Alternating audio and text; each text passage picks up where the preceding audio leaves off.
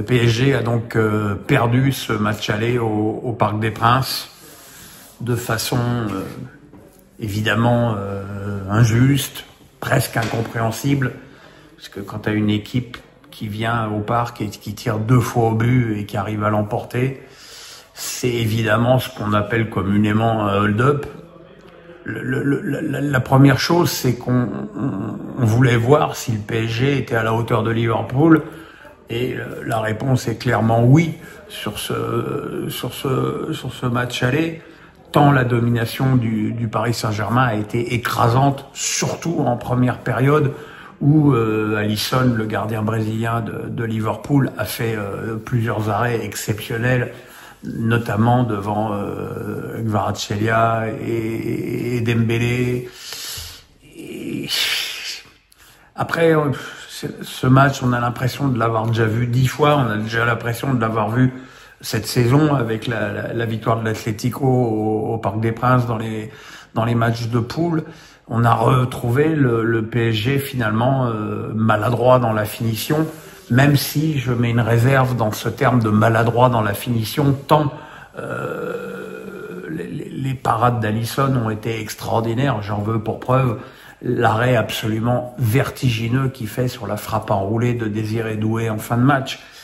Voilà, qu'est-ce que je vous dis, il y a des jours comme ça où ça va pas, où ça rentre pas, et effectivement on peut reprocher au PSG de pas avoir su marquer des buts et de pas avoir concrétisé une domination totale sur l'ensemble du match. Mais c'est voilà, comme on dit aussi communément, c'est le football. Maintenant, sur le plan tactique, le PSG a totalement étouffé après un bon début de match des Reds qui quadrillaient bien le terrain, qui faisaient bien circuler le ballon. Il y a eu un déclic dans le jeu du PSG qui a fait que le pressing a commencé vraiment à se mettre en marche, et là on a vraiment eu le PSG qui étouffe ses adversaires et qui comment dirais-je se crée de multiples occasions. Alors il y a eu ce but refusé à Kvaratskhelia pour un hors-jeu personnellement que je considère ridicule du talon. En plus c'est une retour de position de hors-jeu. Vous savez ce que j'en pense, je vous en parle dans toutes les vidéos du championnat, puisque dans toutes les journées de championnat, vous avez 2 ou 3 buts qui sont refusés pour ce que j'appelle moi c'est hors-jeu à la con. Et tous ceux qui disent que la règle Wenger est une règle absurde, et ben voilà, moi je dis que avec la règle Wenger, ce but-là aurait été accordé comme le but de Guiri lors de Marseille-Nantes, comme le but de Nanasi lors de Auxerre Strasbourg. Voilà. Qu'est-ce que ça coûte d'essayer et de modifier cette règle, parce que ce hors-jeu, il est quand même très frustrant, parce que la frappe de Kvaratskhelia, qui ne profite pas de son hors-jeu en plus, puisqu'il revient récupérer le ballon et qui fait une frappe enroulée sublime du pied gauche où il trompe Alisson, ce qui était quand même pas la plus petite des affaires ce soir. Derrière, il y a évidemment l'action extrêmement litigieuse de Konaté sur Barcola. Il y a faute pour moi de Konaté. Je ne suis pas certain qu'elle soit vraiment dans la surface. J'avoue que j'ai pas regardé avec beaucoup d'acuité le ralenti, mais bon, voilà, je pense qu'au niveau européen, on a estimé que la faute de Konaté n'était pas assez importante pour être sanctionnée d'un carton rouge, mais toujours est-il que c'était encore une action très chaude pour le PSG, qui les a multipliés après. Il y a eu le tir de Neves du gauche avec un mauvais rebond où il ne cadre pas sur un centre retrait de Dembélé. Il y a cette triple occasion de Dembélé, Barcola, avec un but quasiment repoussé sur la ligne par un défenseur de Liverpool. Il y a eu encore cette frappe pied droit de Kvaratskhelia où Alisson fait un arrêt prodigieux. Voilà, c'était miraculeux pour Liverpool de tourner la bouée de la mi-temps à 0-0. Mais voilà, et en deuxième période, évidemment, la fatigue aidant, le PSG, même s'ils ont continué à dominer, eh ben, il y avait moins de fraîcheur, moins d'imagination. Là aussi, peut-être que Barcola est sorti trop tôt.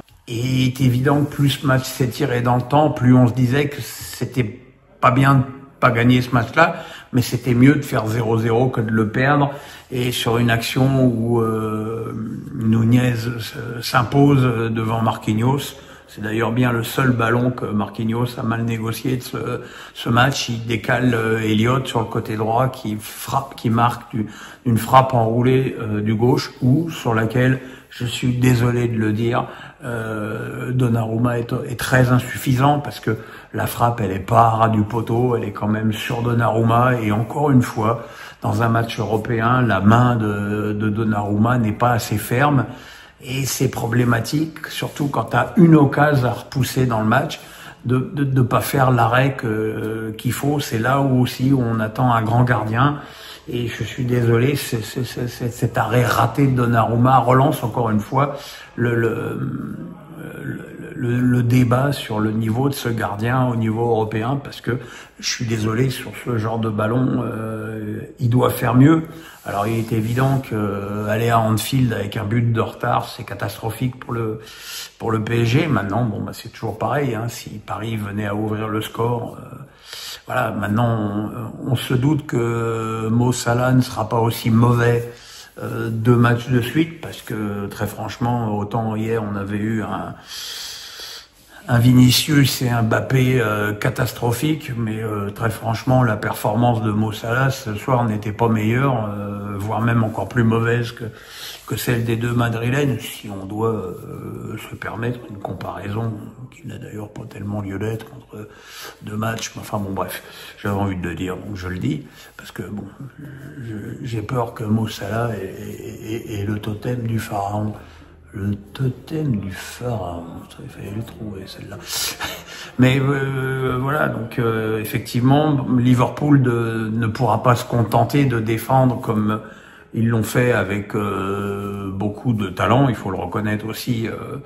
Ce soir, il va falloir qu'ils se projettent un petit peu. Peut-être que Paris aura des espaces à utiliser.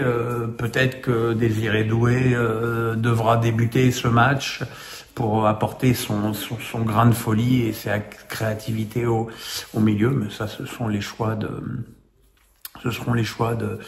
Luis Enrique. En tout cas, le PSG a quand même répondu présent en termes de niveau, parce que je pense que n'importe quel observateur objectif de ce match indiquera que c'est quand même une victoire extrêmement chanceuse pour Liverpool, et que Paris méritait évidemment de l'emporter, même de l'emporter assez largement. Après, entre mériter et le faire, il y a toute la nuance que ça, ce manque de réalisme sur certains ballons, un gardien qui fait pratiquement le meilleur match de sa carrière, en tout cas certainement le meilleur match de sa saison, parce que il est un petit peu critiqué, Alisson, ces derniers temps.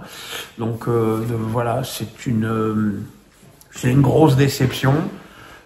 C'était quand même un excellent match de Paris. Je pense que de toute façon, il n'y a pas grand-chose à mettre à la poubelle dans cette équipe parisienne, même si elle venait à être éliminée une fois de plus en 8e de finale de la Ligue des Champions.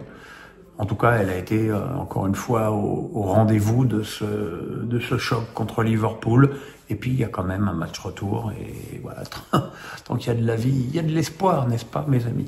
Voilà, le pouce, la cloche, on s'abonne. On se retrouve demain pour la suite des compétitions européennes avec le match de Lyon à Bucarest. Bisous les amis, bye bye.